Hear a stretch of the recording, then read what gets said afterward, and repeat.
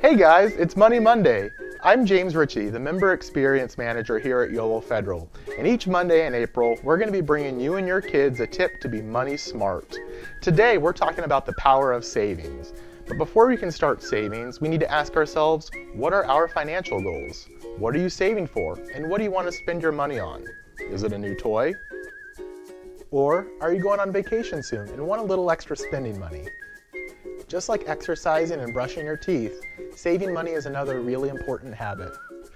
You wouldn't start exercising by trying to run a marathon, and so just like exercising, we have to work up to our savings habits too.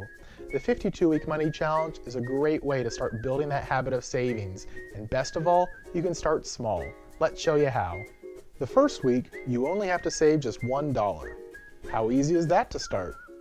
But each week thereafter, you build up the habit by saving an extra dollar more than the week before. At the end of the year, you'll have saved up over $1,000. A link to the 52-week money challenge is on this post.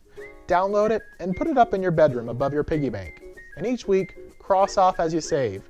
What would you do with an extra $1,000 in your wallet? Let us know in the comments below.